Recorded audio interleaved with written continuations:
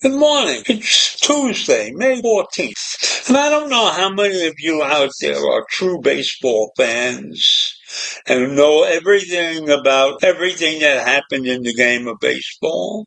Now, I'm a baseball fan, but not as avid as I used to be when I was a kid. I'm still a Yankee fan and have been my whole life. But I want to tell you about some very interesting things that happened in baseball on yesterday, May 13th, across history. It seems like May 13th turned out to be a very unusual day in baseball. So let me get started. Now, these great events involve great players and not so great players. This could be a one-day event in the life of a ball player or a part of the history of a great ball player. In 1942, Jim Tobe, he made history by hitting 3 consecutive home runs in a single game against the Chicago Cubs.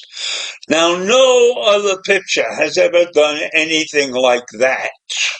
And in 1955, Mickey Mantle hit 3 home runs. He hit 2 of them left-handed and 1 of them right-handed. He was a great switch hitter, maybe the greatest switch hitter of all times, and he did that against the Detroit Tigers. And in 1958, Willie Mays and Darrell Spencer, both players showed their exceptional power by racking up 4 deep hits each in a match that concluded with the Giants beating the Dodgers 16-9. Mays and Spencer amassed 28 total bases in that landmark victory. And while Mays and Spencer were having their great day, one of the great players of all time, Stan Musial, got his 3,000th hit on that same day. It was a pinch hit double in his milestone career. And that historic swing came against pitcher Mo Dabrowski of Chicago in Wrigley Field. And Musial's clutch hit allowed the St. Louis Cardinals to beat the Cubs 5-3. The Chicago Cubs crop up again because in 1982 on this day, May 13th, they got their 8,000th win. 8,000 wins in their history at that point. It was a 5-0 dominant shutout over the Houston Astros.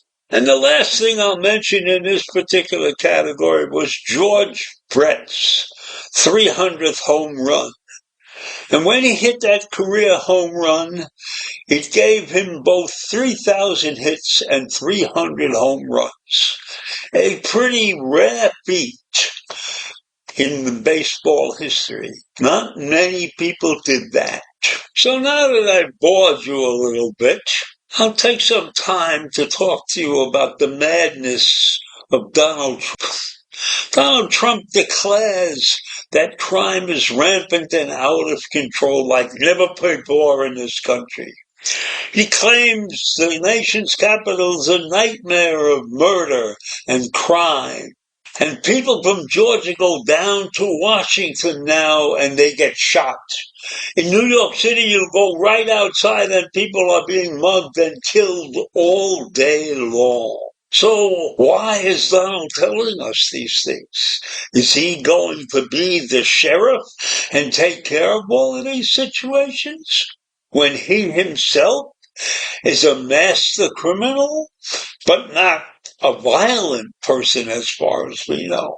And he says if he's elected in 2024, he will close the border with Mexico and he will deport millions of undocumented immigrants living in the U.S. And he's going to send the National Guard to clean up crime-ridden cities and withhold government grants to municipalities that do not adopt tough law enforcement procedures. And even if soft on crime Democratic governors and mayors do not approve, he's going to do these things.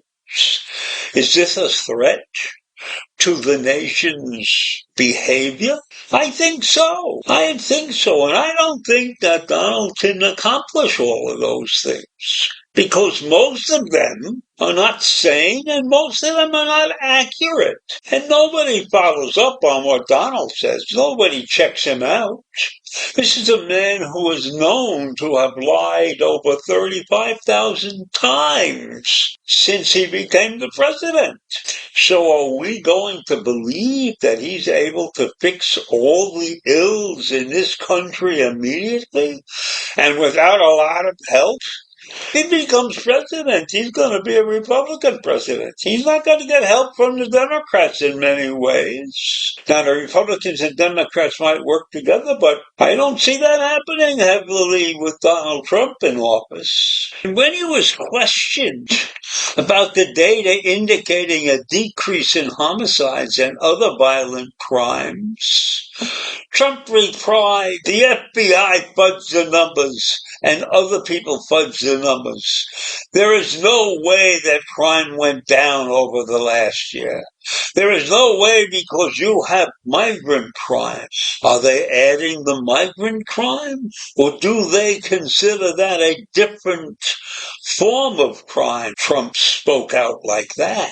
Unsurprisingly, there is no evidence for those crimes. He was cynically creating and disseminating alternative acts. And that comes natural to the former president. When he is buried, his tombstone will say, here lies Donald Trump as usual, because we know that he has a lot of trouble telling the truth and the whole truth all the time. So when he makes up situations that he probably believes in, we cannot listen to that. We need to see the facts. And when those facts are presented, he is usually wrong. I'll leave you with this great lie. In 2016, Trump falsely insisted that the U.S. murder rate was the highest in 45 years. He claimed that the Labor Statistics Bureau estimate of 4.9% was phony, and the rate was actually 42%. Now, if you're going to tell a lie, that is not a lie. That is a world-class exaggeration, because there was no way the murder rate stood at 42%. 42% of what?